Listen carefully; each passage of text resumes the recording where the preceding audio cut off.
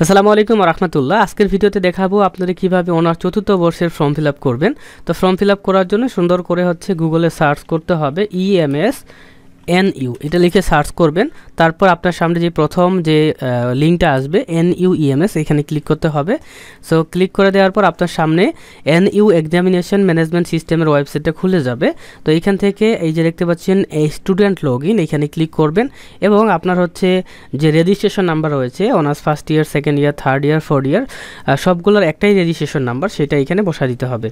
ওকে, so আমি এখানে registration নাম্বারটি বসাচ্ছি। তো রেজিস্ট্রেশন নাম্বারটি বসানোর পরে সাবমিটে ক্লিক করবেন। সাবমিটে ক্লিক করার পর এখানে দেখতে পাবেন আপনার নাম থাকবে, রেজিস্ট্রেশন নাম্বারটা থাকবে। এখান থেকে আমাদেরকে ফর্ম ফিল আপ এইখানে ক্লিক করতে হবে। ক্লিক করার পর দেখতে পাচ্ছেন এখানে আমাদেরকে বলা হচ্ছে পার্ট 4 এর 2023 সালের পরীক্ষার ফর্ম ফিল আপ।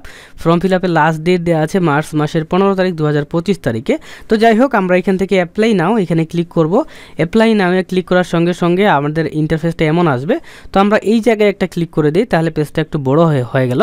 তো এখানে দেখতে পাচ্ছেন এই যে বাম দিকে স্টুডেন্টের ইনফরমেশনগুলো থাকবে, নাম, বাবার নাম, মায়ের নাম, হ্যাঁ, কলেজ কোড, মায়ের নাম নাই, college code, registration number, student ID, to Z এগুলো কিন্তু থাকবে। ওকে, এবং এর নিচে আমরা দেখতে পাচ্ছি ফর্ম ফিল আপের ফি কত লাগবে সেটা আমাদের সুন্দর করে কিন্তু দেয়া আছে। ওকে, এবং এই উপরে দেখতে পাচ্ছেন আমাদের পেপার কোডগুলো অটোমেটিকলি সিলেক্ট হয়ে গেছে। তো আপনি কি করবেন, আপনার কাজ আপনার রেজিস্ট্রেশন কার্ডের সাথে আপনার এই যে বিষয়ের নাম এবং বিষয় কোডগুলো মিল আছে কিনা প্রত্যেকটা চেক করবেন। ঠিক আছে, যেমন এখানে লেখা আছে বাংলাদেশ ইকোনমি, তো এই সাবজেক্টের নামটা এইটা আছে কিনা এবং বিষয় কোডটা ঠিক আছে কিনা, তো নাম, বিষয় কোড প্রত্যেকটারে চেক করবেন। চেক করার পরে সব যদি ঠিক থাকে তাহলে আপনি কি করবেন, এখানে একটা মোবাইল নাম্বার দিবেন। হ্যাঁ, মোবাইল নাম্বারটা দিয়ে সাবমিট করতে হবে। সো দেখেন আমরা এখানে একটা মোবাইল নাম্বার দিয়ে দিই। সো আমরা এখানে একটা মোবাইল নাম্বার দিয়ে দিছি এবং দেখেন আপনি যদি আপনার ফর্ম ফিল আপটি সুন্দর করে না করতে পারেন তাহলে কিন্তু অ্যাডমিট কার্ড পাবেন না। এরকম এখানে কি বলেছে আমরা দেখি, আপনার আবেদন নিশ্চিত করতে প্রয়োজনীয় ফি জমা দিয়ে ফর্মটি অবশ্যই আপনার কলেজের সংশ্লিষ্ট বিভাগে জমা দিতে হবে, অন্যথায় আপনার প্রবেশপত্র প্রদান করা হবে না এবং আপনি পরীক্ষায় অংশগ্রহণ করতে পারবেন না। সো সতর্কতার সহিত কিন্তু এইটা ফর্মটা ফিল আপ করবেন।